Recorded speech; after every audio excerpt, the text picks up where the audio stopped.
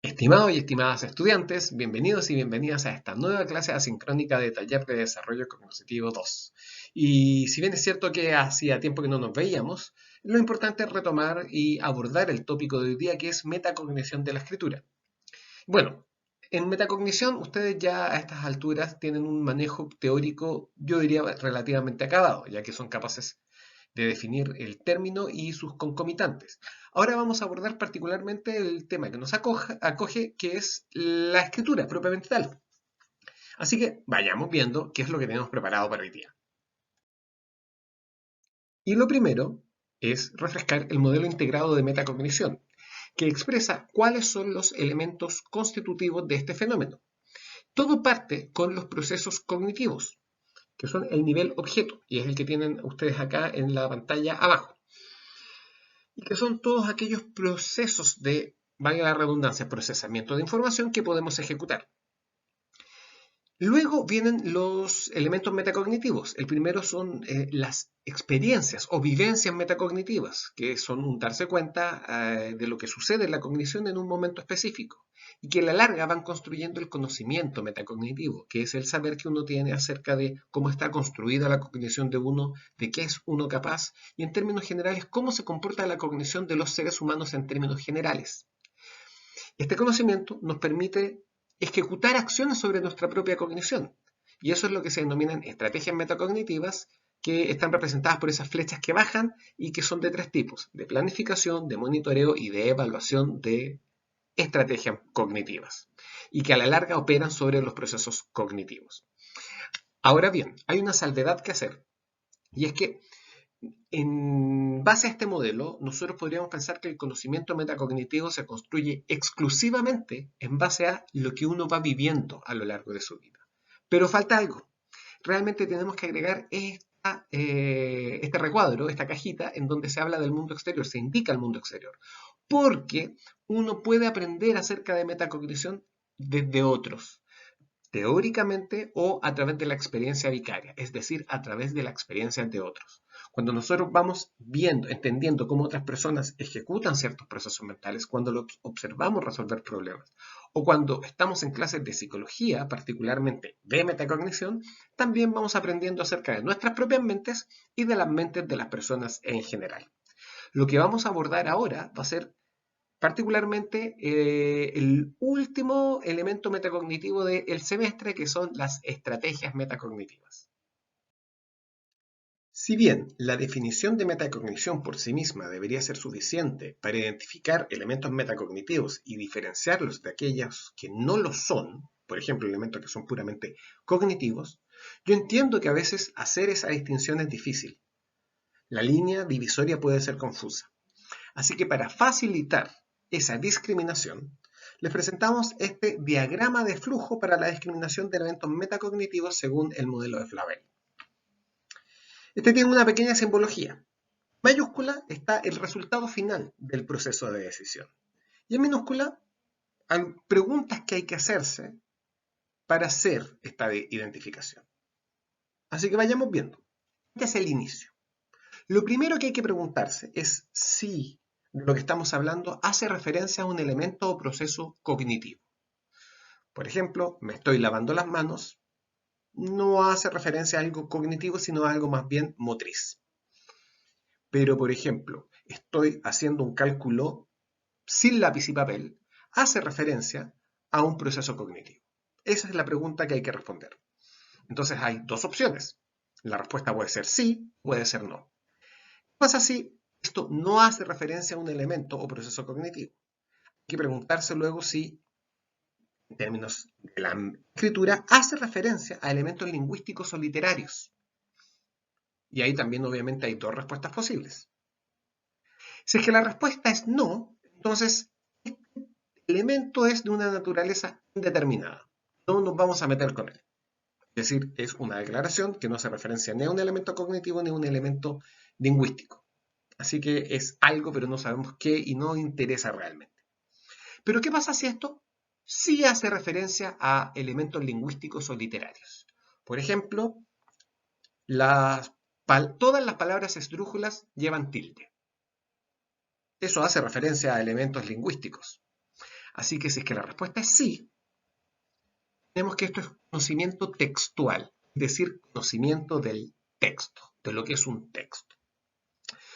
Pero volvamos un poco más atrás. Volvamos a este sí. Si es que, efectivamente, de lo que estamos hablando hace referencia a un elemento o proceso cognitivo, entonces tenemos que preguntarnos, ¿esto efectúa una acción cognitiva? Y ahí nuevamente tenemos dos respuestas posibles. Si la respuesta es no, entonces tenemos que preguntarnos si esto refiere a un conocimiento sobre la cognición. Y ahí obviamente tenemos otras dos opciones posibles. Si la respuesta es no, es decir, es algo que hace referencia a un elemento o proceso cognitivo, pero no efectúa una acción cognitiva ni refiere a un conocimiento que yo tengo sobre la mente humana, el procesamiento mental, hay que preguntarse si esto se refiere a una meta cognitiva que se quiere alcanzar. Es decir, ¿habla por lo menos de una meta cognitiva? Si la respuesta es no, entonces también es un conocimiento que podemos llamar indeterminado. No nos vamos a meter con él. Es algo. Puede ser, por ejemplo, una emoción. Imaginemos que yo estoy diciendo, estoy asustado.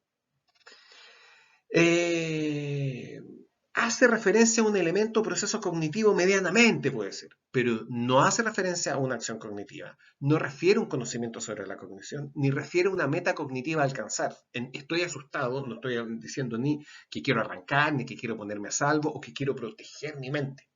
Es algo indeterminado para estos efectos.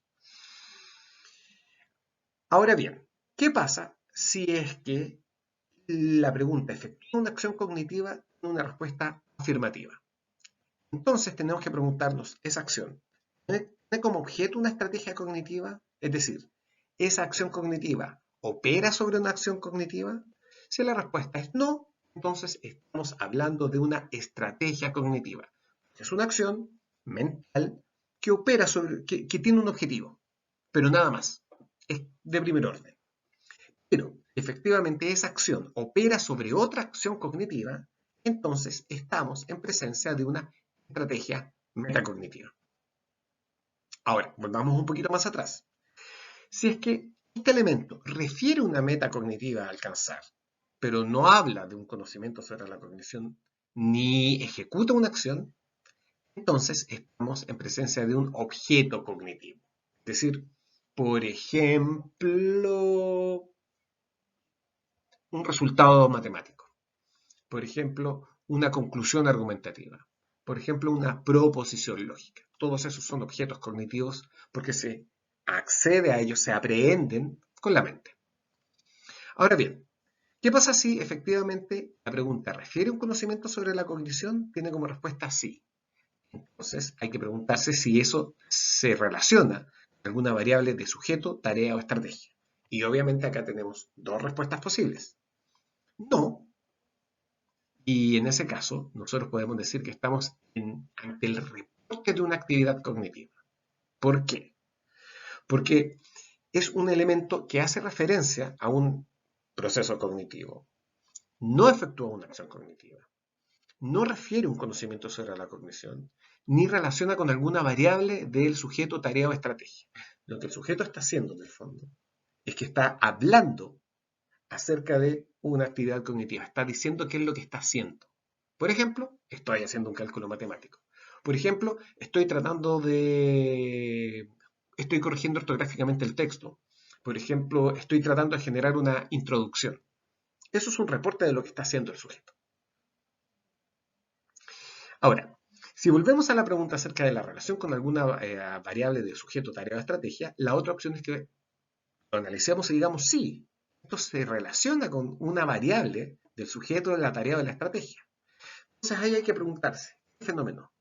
¿Espontáneo en el sentido de surgió en el momento? ¿Fue un darse cuenta repentino del sujeto? Si la respuesta es no, entonces estamos en presencia de conocimiento metacognitivo, porque es algo que el sujeto sabe acerca de su cognición.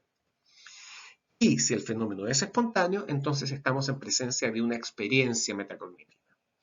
Si ustedes no están seguros o seguras acerca de si lo que tienen al frente es o no un fenómeno metacognitivo, pueden utilizar este diagrama de flujo para ir analizando las preguntas, las respuestas a cada una de esas preguntas y llegar a clasificar eso como un objeto cognitivo, un reporte de actividad cognitiva o una estrategia cognitiva, o en un nivel superior como una experiencia, conocimiento o estrategia metacognitiva.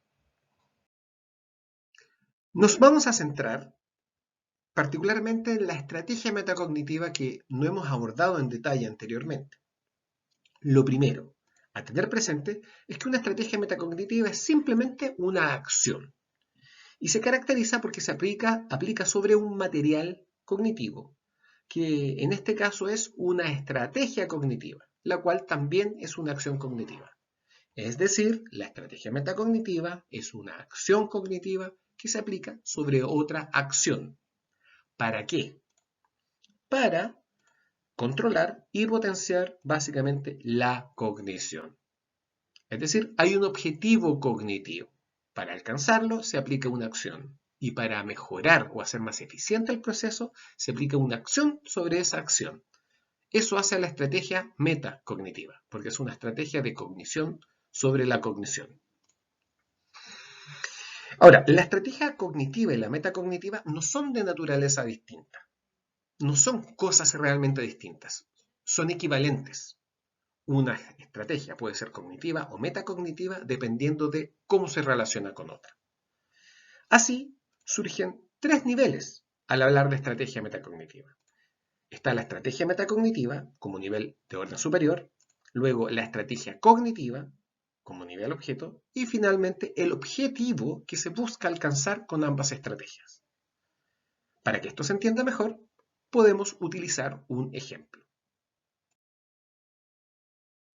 Vayamos viendo.